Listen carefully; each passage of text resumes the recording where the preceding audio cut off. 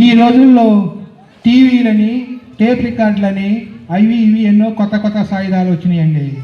కానీ ఒకప్పుడు పేదవాడి నుంచి ఎంతో ధనవంతుడి వరకు రేడియో లేనిది ఎప్పుడు ఏది ఏ వార్తలు విశేషాలు తెలుసుకోవాలన్నా రేడియోలో వినేవాళ్ళు.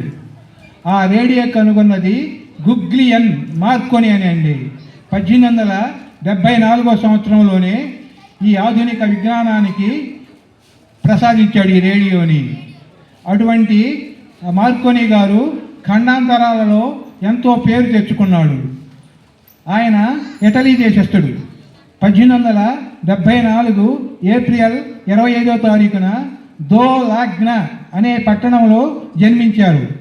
1895లో 1.5 మైలు వినపడేటట్టు ప్రసారాన్ని పంపారు. 1902లో 2000 మైళ్ళు దూరం పంపారు. అటువంటి మహానుభావునికి ప్రపంచంలో నోబెల్ బహుమతి ఇచ్చారండి. రేడియోను కనిపెట్టిన మార్కోని ఒక యుగ పురుషుడు.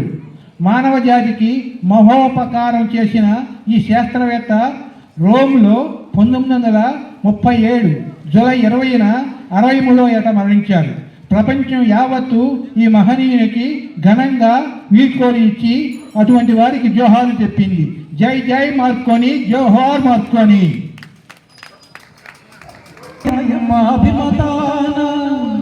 సత్యమెరిగిన వ్యాసుని శాసనాన పడతికి ఈశ్వరుడు సగిన వరబలాన నడచుచున్నట్టి ధర్మబంధమది వనిత.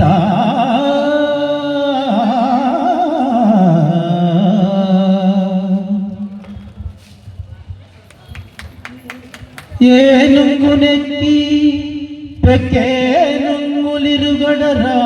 పురవీధుల గ్రాలగలదే మణిమయం బగు భూషణ జాలముల నొప్పి ఒడ్డోలగంబున నుండగలదే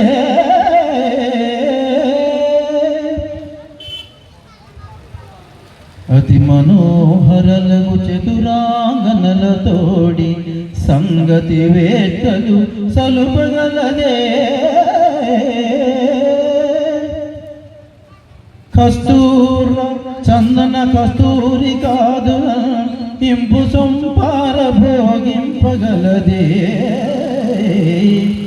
కయ్యమున నోడిపోయిన కౌరవేంద్ర వినుమునా బుద్ధి మరలి ఈ తనువు విడిచి సుగతి వడయుము తొల్లింట చూరగలదే